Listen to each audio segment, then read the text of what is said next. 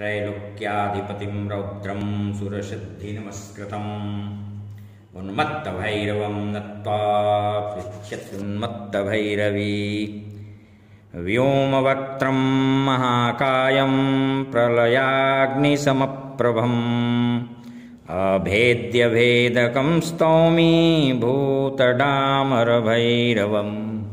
आज अयोध्या स्थित कालकुलालय के इस शब्द साधना के क्रम में मैं एक अप्सरा साधना के विषय में अपना मंतव्य विचार आप सबके सम्मुख प्रस्तुत करूंगा। क्रोध भैरव से उनकी प्रिया ने कुछ प्रश्न किए और उन प्रश्नों के जवाब में उन्होंने जो उत्तर दिया, उन्मत्त भैरव का वह उत्तर बहुत ही विशिष्ट है और ध्यातव्य है। सर्व पाप क्षयकरम दुख दारिद्र्यघातकम सर्व रोग क्षयकरम सर्व विघ्न विनाशनम महाप्रभाव जननम दमनम दुष्टचेतसाम महाचमत्कारकम इत्यादि। यह जो प्रवृत्ति मार्ग की साधनाएं हैं और वैभवशालिनी साधनाएं हैं, इनसे पापों का क्षय होता है, पुण्य की वृद्धि होती है, दुख एवं दारिद्र्य दोष दूर होता है, रोगों एवं विघ्नों का शमन होता है और शत्रुओं का दमन होता है। प्रभाव वर्चस्व की अपार वृद्धि होती है और सुख की समृद्धि होती है तथा भोग्य वस्तुओं की साधक को प्राप्ति होती है। और साधक यदि पथभ्रष्ट नहीं होता है और इन उपलब्धियों से को अगर सन्मार्ग में वह लगाता है, अपनी गति मुक्ति के लिए साधना में लगाता है, तो उसका परलोक भी बन जाता है। क्रोध भैरव के साधकों को भूतनी, यक्षिणी, किन्नरी, अप्सराएं, यह सब पिशाचार जल्दी सिद्ध हो जाते हैं और वह अभिलषित भोज्य पदार्थ एवं भोग्य वस्तुएं उसे अनायास प्राप्त होनी प्रारंभ हो जाती हैं। ये सभी इनके साधक की दासी सेविका के समान हो जाती हैं।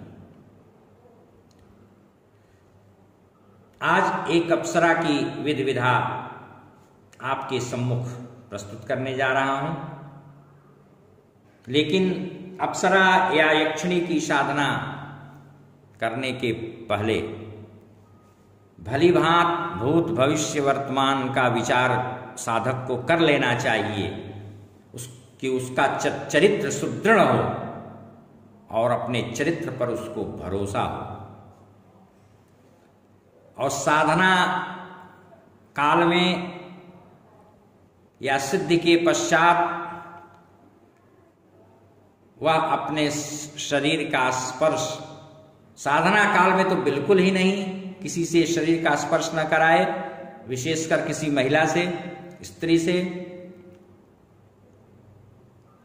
और शुद्धता से रहे तथा यह साधना गुरु के मार्गदर्शन निर्देश में ही करें, अन्यथा क्षति भी हो सकती है। इसलिए गुरु के बिना साधना में उदग्र नहीं होना चाहिए, नहीं तो सफलता तो दूर की बात है, अहित की संभावना, शंका मन में हमेशा बनी ही रहती है। किसी अलक्षित अदृश्य शक्ति सत्ता को, प्रकृति के उपांगभूत वस्तुओं को वश में करना प्रकृति के स्वतंत्र सिद्धांतों को बदलने जैसा है। जो अपने पाल्य हैं, अपने द्वारा पोषित हैं, पत्नी, पूरा परिवार, बच्चे, कुटुंब के अन्य लोग, जिनके लिए श्रम दे करके, जी हाड़ तोड़ मेहनत करके व्यक्ति कमा कर लाता है, और वो तो प्रत्यक्ष हैं, अपने हैं, वश में रहते नहीं, आज्ञानुचर नहीं हो पाते हैं, सेवा शुश्रूषा नहीं करते हैं। यहां अदृश्य, अलक्षित, अलौकिक और दैवीय गुणों से युक्त प्रभूत शक्ति सामर्थ्य से युक्त ऐसी अप्सराओं, यक्षिणियों, नागकन्याओं, किन्नरियों को, गंधर्वों को, यक्षों को वश में करना आकाश कुसुम तो नहीं है, लेकिन दुष्कर है, कठिन है। जिसको अपने ऊपर बहुत नियंत्रण है, अपनी इंद्रियों के ऊपर, उसके लिए सहज संभाव्य भी है। साधना सिद्धि के लिए पूर्व जन्म का पुण्य प्रारब्ध, इस जन्म की जिज्ञासा, कर्म, गुरु सेवा, इष्ट भक्ति एवं वर्तमान का आपका पुण्य प्रताप, सत्कर्म, श्रद्धा, भाव, विश्वास, एकनिष्ठ आस्था और साधना में क्रमबद्धता, नैरंतर्य, यह सब कुछ जब महायोजित होता है, तब साधना सगुण साकार होती है और फलवती होती है। अन्यथा परिणाम संदेहास्पद रहता है। सारी चीजें जब साथ देती हैं, जुड़ती हैं, तो साधना में सफलता भी सुनिश्चित रहती है। भावुकता में, परीक्षण के लिए या भावावेश में जिज्ञासु होकर, या किसी प्रतिशोध की भावना से, क्रोध की भावना से, जैसे तैसे साधना सिद्धि के प्रलोभन का संवरण किया जाना चाहिए। साधना के लिए समुत्सुक नहीं हो जाना चाहिए, लग नहीं जाना चाहिए। यह बहुत ही सावधानी से किया जाने वाला कर्म है। इसमें स्वकृपा, गुरु कृपा और इष्ट कृपा तीनों अत्यावश्यक है। आज जिस अप्सरा की साधना सिद्धि का विधान मैं बताने जा रहा हूं, उनका नाम है कुल्हारिणी अप्सरा। कुल्हारिणी, और इसकी विधि बहुत ही सरलीकृत करके आपके सम्मुख हम रख रहे हैं। किसी समुद्रगामिनी नदी के तट पर आप पवित्र होकर जाएं और नदी के तट से, यानी जल का जो अंतिम छोर है, उससे 1-2 लट्ठा दूर बैठें, क्योंकि नदी के तट पर एक 1.5 लट्ठे के इर्द गिर्द हमेशा सुदर्शन चक्र का परिभ्रमण होता रहता है, इसलिए उस पर नहीं बैठना चाहिए। 1-2 लट्ठे की दूरी बना करके ही आसन लगाना चाहिए। आसन ऊन का हो, भेड़ के बालों वाला कंबल हो और लाल रंग का हो। पूजा का वस्त्र भी रेशमी या ऊनी हो, लाल रंग का। भाल पर आप तिलक भी रक्त वर्ण का किए हों या पीत वर्ण का। सर्वप्रथम वहां पर जाएं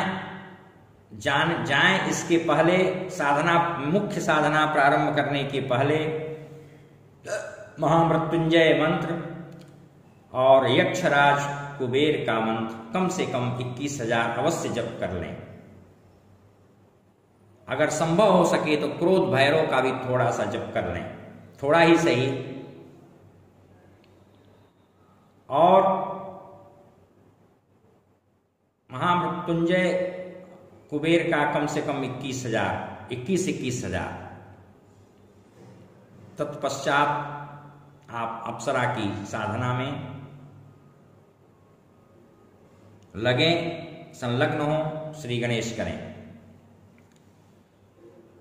तो आप नदी के तट पर पहुंच करके आसन पर विराजमान हो जाएं। सबसे पहले दिग्बंधन कर लें, उसी को दिशा बंधन भी कहते हैं। स्वयं का बंधन कर लें, फिर देह दिक और भू शुद्धि कर लें। प्राणायाम के द्वारा नाड़ी शोधन कर लें। इसके पश्चात गुरु गणपति का मानस पंचोपचार पूजन विधिवत भावपूर्वक कर लें। गुरु गणपति के पूजनोपरांत अप्सरा का जप प्रारंभ करें। मास पर्यंत या 41 दिन हो तो बहुत ही अच्छा, और प्रतिदिन कम से कम 11,000 या 13,000 कुल्हारणी अप्सरा के मूल मंत्र का जप आपको करना है प्रतिदिन, 1 मास पर्यंत या 41 दिन तक।